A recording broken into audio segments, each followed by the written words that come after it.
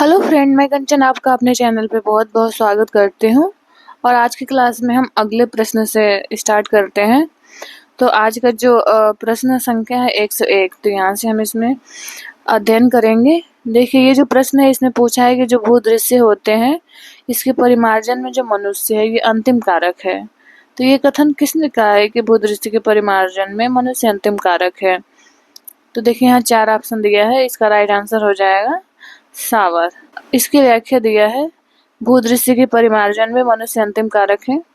यह कथन जो है कार्ल सावर महोदय का है और कार्ल सावर ने ही सन 1925 में प्रकाशित अपनी पुस्तक द मॉर्फोलॉजी ऑफ लैंडस्केप में भूदृश्य की संकल्पना का विस्तृत विवेचन किया।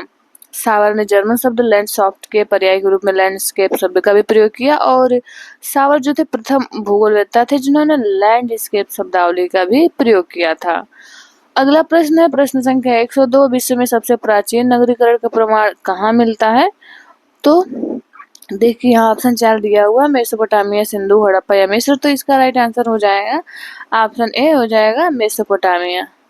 इसमें देखते हैं मेसोपोटामिया के बारे में।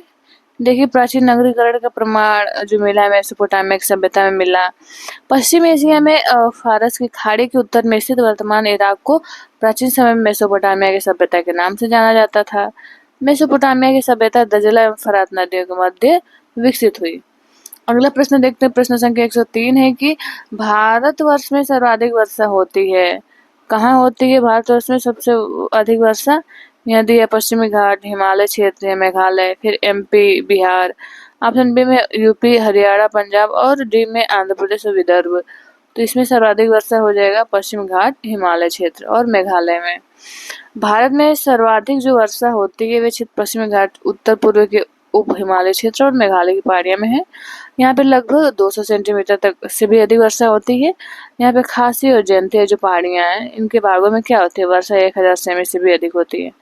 ब्रह्मपुत्र घाटी के तथा निकटवर्ती पहाड़ियों पे वर्षा 200 सेमी से भी कम होती है। भारत में औसत वार्षिक वर्षा 112 से 125 सेमी के मध्य होती है, लेकिन इसमें क्षेत्रीय विभिन्नताएं पाई जाती हैं।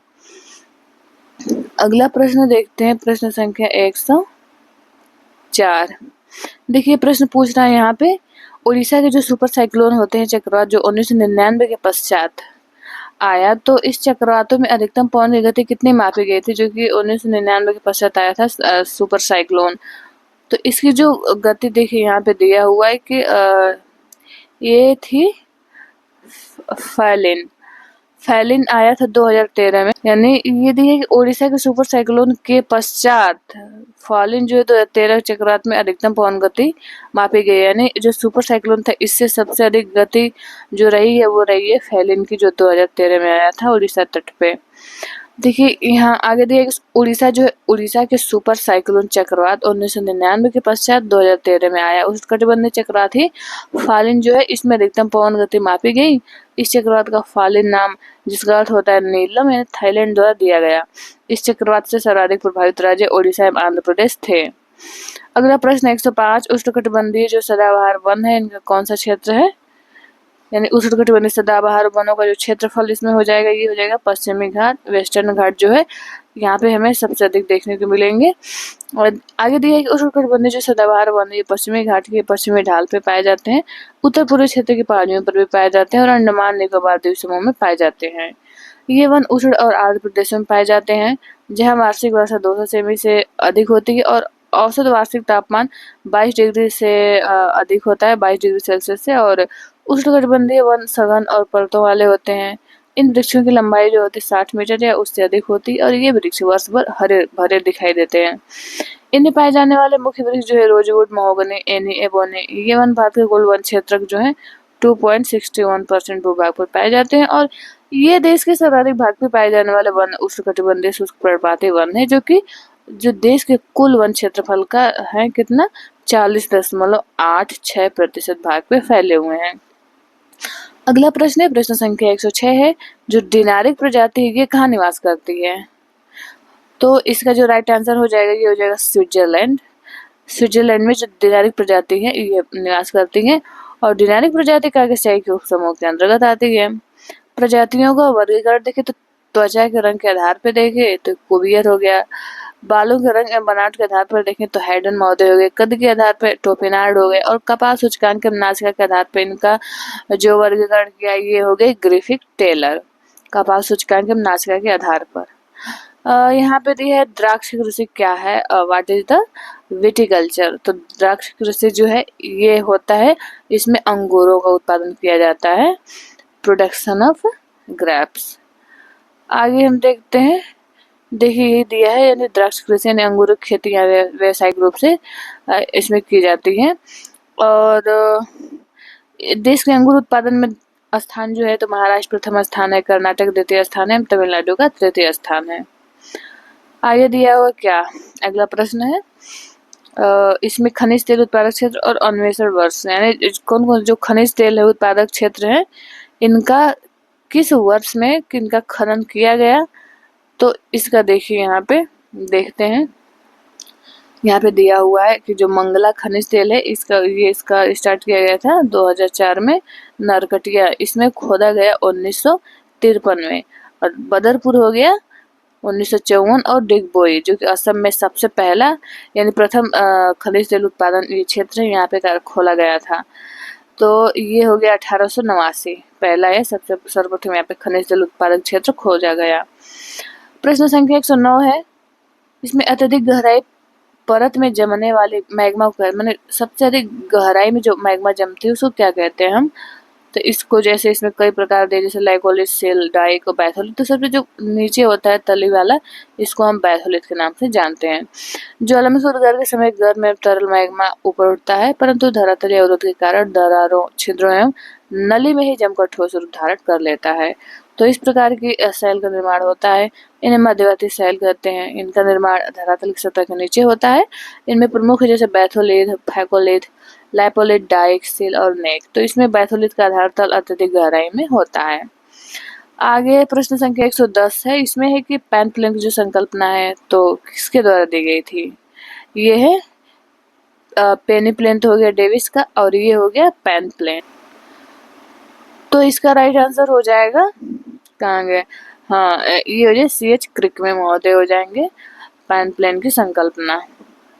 आगे हम देखते हैं, देखिए यहाँ पे दिया हुआ कि जो पैन प्लेन हमने देख लिया, और पेनी प्लेन सब डेविस ने दिया, पेरी प्लेन की संकल्पना LC किंग ने दिया, और पेंक ने संप्राय मैदान के लिए इंड्रम शब्द का भी प्रयोग किया है, इंड्रम। यहाँ दिया है पारिस्थितिक तंत्र, ये शब्दावली है, तो इस शब्दावली का प्रयोग दिया है कि किसके द्वारा सबसे पहले किया गया था, प्रस्तावित किया गया था ये शब्दावली इकोसिस्टम, तो इसका राइट आंसर हो जाएगा तांसले। देखिए पारिस्थितिक तंत्र जो शब्द है सबसे पहले AG तांसले ने 1935 में इसका प्रयोग किया। तांसले के अनुसार जो पारिस्थितिकी तंत्र है ये भौतिक तंत्रों का एक प्रकार होता है और इनकी रचना जैविक और अजैविक संगठनों से होती है। यह अपेक्षाकृत स्थिर दशा में होता है, यह एक विवृत तंत्र भी होता है और विभिन्न आकारों एवं प्रकारों का ये होता है। पारिस्थितिकी शब्द का प्रयोग सर्वप्रथम 1865 ईस्वी में रिटर ने किया। जर्मन प्राणी शास्त्री अर्नेस्ट हाइकल ने सर्वप्रथम 1869 में इकोलॉजी शब्द का प्रयोग किया। प्रश्न संख्या 112 है कि पश्चिमी घाट को इस नाम से पुकारते हैं, किस नाम से, क्या इसे शिवालिक कहते हैं या विंध्याचल श्रेणी या अजंता श्रेणी या सह्याद्री, तो इसे कहते हैं सह्याद्री। देखिए सह्याद्री को दो भागों में व्यक्त किया गया है, एक तो उत्तरी सह्याद्री हो गया और एक है दक्षिणी सह्याद्री। 16 डिग्री उत्तरी अक्षांश रेखा जो कि गोवा से गुजरती है तो इन दोनों को विभाजित करती है, यानी उत्तरी सह्याद्री और दक्षिणी सह्याद्री को 16 डिग्री उत्तरी अक्षांश रेखा विभाजित कर देती है। उत्तरी सह्याद्री की सतह पर बेसाल्ट लावा निक्षेप मिलता है। दक्षिणी सह्याद्री का निर्माण मुख्यतः आर्कियन ग्रेनाइट खनिज चट्टानों से हुआ है और उत्तरी सह्याद्री का सर्वोच्च शिखर कालसुबाई है। ठीक, अगला प्रश्न है कि अत्यधिक विस्तार में भूमि निक्षेप में पाए जाते हैं, यानी इसमें दिया है कि अत्यधिक विस्तार में भूमि निक्षेप यानी कहाँ पाए जाते हैं, इसमें से कहाँ पे पाए जाते हैं भूमि निक्षेप सबसे अधिक। देखिए इसमें आर्कटिक तट दिया है, पूर्वी अफ्रीका तट, पूर्वी द्वीप समूह के समीप हुआ उत्तरी अफ्रीका तट। तो देखिए यहाँ पे इसका आंसर भी दिया हुआ है, ये हो जाएगा पूर्वी द्वीप समूह जो है उसके समीप जो होते हैं टेरिजेनस जो डिपॉजिट से होते हैं, ये बहुत अधिक विस्तृत मात्रा में पाए जाते हैं। अत्यधिक विस्तार में भूमि निक्षेप जो है पूर्वी द्वीप समूह में पाए जाते हैं और धरातलीय भाग पर अपक्षय की प्रक्रिया द्वारा चट्टानों में विघटन एवं वियोजन होता है, जिस कारण चट्टानें बारीक से लेकर के बड़े बड़े टुकड़े में बिखर जाती है। इन्हें भूमिज पदार्थ कहते हैं। सागरों में इनके निक्षेपण में श्रेणीकरण पाया जाता है, अर्थात बड़े बड़े पदार्थ तट के पास जमा होते हैं। सागर की ओर इनका आकार घटता जाता है। कणों के आकार एवं उनकी रासायनिक संरचना के आधार पर भूमि निक्षेपों को बजरी, रेत, पंख 3 रूपों में बांटा जाता है। अगला प्रश्न है प्रश्न संख्या 104 है, ट्रक फार्मिंग जो किससे संबंधित है। ट्रक फार्मिंग में क्या किया जाता है, वेजिटेबल्स यानी साग सब्जियों का उत्पादन किया जाता है। जैसे यहाँ दिया है व्यापारिक स्तर पे इसमें क्या सब्जियों, फलों, फूलों का उत्पादन करते हैं, यानी इसे ट्रक फार्मिंग कहते हैं। इस कृषि के उत्पादनों के परिवहन में ट्रकों का अधिक उपयोग होने के कारण इसे क्या कहते हैं, ट्रक फार्मिंग। इस प्रकार की कृषि का विकास औद्योगिक क्षेत्रों के निकट हुआ है, जहाँ से उत्पादों की नियमित आपूर्ति नगर क्षेत्रों की जाती है। ट्रक फार्मिंग मुख्य रूप से संयुक्त राज्य अमेरिका, ब्रिटेन, फ्रांस, स्विट्जरलैंड एवं डेनमार्क इन सब क्षेत्रों में बड़े पैमाने पर किया जाता है। अगला प्रश्न है प्रश्न संख्या 115 है कि भारत में जो राष्ट्रीय जल नीति है कब प्रारंभ की गई थी। ये 2014 में, 2012 में, 18 में, 2016 में। तो भारत में जो राष्ट्रीय जल नीति है प्रारंभ की गई थी 2012 में। अगला प्रश्न इसकी व्याख्या जैसे यहाँ दी है कि भारत में जो राष्ट्रीय जल नीति है इसका मसौदा कौन, जल संसाधन मंत्रालय द्वारा 31 जनवरी 2012 को जारी किया गया। राष्ट्रीय जो जल मिशन है इस दस्तावेजों में चिन्हित रणनीतियों के अनुपालन के साथ साथ राष्ट्रीय जल बोर्ड की कार्य नीतियों के अनुपालन में भी केंद्रीय जल संसाधन मंत्रालय ने राष्ट्रीय जल नीति 2002 की समीक्षा की प्रक्रिया शुरू की। राष्ट्रीय जल नीति पर मसौदा समिति ने विभिन्न हितधारकों के साथ परामर्श के बाद नीति का मसौदा तैयार किया। भारत में विश्व की 17.5% आबादी निवास करती है, जबकि विश्व की केवल 4% नवीकरणीय जल संसाधन और विश्व के भू क्षेत्र का 2.4% भूभाग ही है। जनसंख्या 17.5% है। पुस्तक का नाम दे रहा है, ये है main springs of a civilisation. तो ये जो पुस्तक है बहुत प्रमुख पुस्तक है हंटिंगटन महोदय की। देखिए इसमें व्याख्या दिया हुआ, हंटिंगटन जो एक प्रसिद्ध भूवैज्ञानिक, भूगोलवेत्ता एवं जलवायु वैज्ञानिक भी थे। हंटिंगटन एक नियतिवाद चिंतक थे और जिन्होंने सभ्यता के विकास पर जलवायु प्रभावों का अध्ययन किया। हंटिंगटन की जैसे प्रमुख पुस्तकों का नाम भी यहाँ दिया हुआ है। इसमें है द पल्स ऑफ एशिया हो गया, सिविलाइजेशन एंड क्लाइमेट इन्हीं की पुस्तक है। प्रिंसिपल ऑफ ह्यूमन जियोग्राफी भी हंटिंगटन की है। प्रजातियों के लक्षण और मेन सोर्स ऑफ सिविलाइजेशन, ये सारी पुस्तकें हंटिंगटन महोदय की हैं। प्रश्न संख्या 117 है कि पृथ्वी के आंतरिक भाग में ऊष्मा जनन का मुख्य कारण क्या है। आंतरिक भाग में ऊष्मा जनन क्यों होता है, किस कारण से होता है। तो यहाँ देखिए ऑप्शन दिया हुआ है ए। देखिए इसका जो राइट आंसर होगा यही होगा, ए होगा। रेडियो सक्रिय पदार्थों तथा गुरुत्व बल के तापीय ऊर्जा में परिवर्तन से जो रेडियो जो उसमें एक्टिव एलिमेंट्स हैं पृथ्वी के अंदर उसकी वजह से और गुरुत्व बल के तापीय ऊर्जा में परिवर्तन से होता है। देखिए यही दिया हुआ है, ऊष्मा जनन का मुख्य रूप है रेडियो सक्रिय पदार्थ। देखिए यहाँ पे दिया है 4.7 बिलियन और वर्ष पूर्व पृथ्वी के आंतरिक भाग का जो प्रारंभिक तापमान था ये था 1000 डिग्री सेल्सियस रहा होगा। और आगे चलकर रेडियो जो सक्रिय पदार्थ हैं पृथ्वी के आंतरिक भाग में ये ऊष्मा में वृद्धि प्रारंभ हुई और लगभग 4 से 4.5 बिलियन वर्ष पूर्व पृथ्वी के अंतरतम तथा मैंटल का लगा हुआ होगा, जबकि लोहे का तापमान बढ़कर गलनांक को प्राप्त हुआ। गलित लोहे के अंतरतम में डूबने से 2 × 10 मतलब इस पे हो गया 37 घात अर्ग गुरुत्व बल ऊष्मा के रूप में मुक्त हुई होगी, जिसके कारण ही पृथ्वी के जो अन्य पदार्थ है वो बड़े पैमाने पर पिघल, यानी तापमान इतना बढ़ा कि वो जो पदार्थ थे अंदर जो है वो काफी उनका पिघलाव हुआ और पुनर्गठन होने से विभिन्न मंडलों में अंतरतम कुछ मेंटल और क्रस्ट का निर्माण ऐसे हुआ। आगे दिया हुआ है यहाँ पे दिया भारत में क्रांतियां और संबंध, कौन सी क्रांति किससे संबंध है। तो इसको देखिए यहाँ पे इसकी व्याख्या दिया हुआ अच्छे से। काले या श्याम क्रांति है, इसको पेट्रोलियम उत्पादन से जुड़ा हुआ है। जो पीत क्रांति है इसमें तिलहन उत्पादन किया जाता है। बादामी क्रांति मधुमक्खी पालन। वर्तुल या गोल क्रांति को आलू उत्पादन कहा जाता है। यहाँ है रुको और जाओ का निश्चयवाद। तो देखिए रुको और जाओ ये किसने दिया है, टेलन महोदय ने दिया है। अगला प्रश्न ये व्याख्या देख लेते हैं। देखिए इनको नव निश्चयवाद एवं वैज्ञानिक निश्चयवाद भी कहा जाता है। किसको? रुगो और जाओ निश्चयवाद को। ग्रिफिथ टेलर ने इस बात पर बल दिया कि जो वातावरण है इसके द्वारा किए जाने वाले प्रमुख नियंत्रण की उपेक्षा नहीं की जा सकती है। वास्तव में न तो प्रकृति के मनुष्य पर पूरा नियंत्रण है और न ही मनुष्य प्रकृति की विजेता है। दोनों का एक दूसरे से क्रियात्मक संबंध है। मानव उन्नति के लिए आवश्यक है मनुष्य प्रकृति का सहयोग प्राप्त करे। प्रश्न संख्या 120 ये पूछ रहा है कि जो वायुमंडल की परतें हैं इसमें से सबसे निचली परत कौन सी है? तो कौन सा हो जाएगा? समताप मंडल होगा या परिवर्तन मंडल या ओजोन या बहिर्मंडल? तो ये हो जाएगा ट्रोपोस्फियर यानी परिवर्तन मंडल। इसे क्या कहते हैं? क्षोभ मंडल के नाम से भी जानते हैं। देखिए परिवर्तन मंडल जो है वायुमंडल का सबसे निचला संस्तर है। क्षोभ मंडल की औसत ऊंचाई सतह से लगभग 14 किलोमीटर और ध्रुवों के निकट कितनी हो जाती है? 8 किलोमीटर और विषुवत रेखा पे हो जाती है 18। यानी औसत हो गया 14, ध्रुवों पे 8 किलोमीटर और विषुवत रेखा पे 18। इस संस्तर में प्रत्येक हमें 165 मीटर ऊंचाई पे जाते हैं तो तापमान कितना कम होगा? 1 डिग्री सेल्सियस तापमान घटता है। और है जैविक क्रिया के लिए भी यह संस्तर बहुत महत्वपूर्ण है। तापमान की स्थिति के अनुसार देखें तो वायुमंडल को 5 विभिन्न संस्तरों में बांटा गया है। सबसे नीचे क्षोभ, उसके ऊपर समताप मंडल, फिर मध्य मंडल, आयन मंडल और बहिर्मंडल। प्रश्न संख्या दिया है 121। ये तो डाटा का प्रश्न है, इसको छोड़ देते हैं हम। आगे देखते हैं 122 प्रश्न संख्या। बिग इंच जो पेट्रोलियम पाइपलाइन है ये किस देश से में संचालित होती है? Big inch pipeline. इसका राइट आंसर हो जाएगा यूएस से। जो बिग इंच पाइपलाइन है ये यूएसए में संचालित होती है।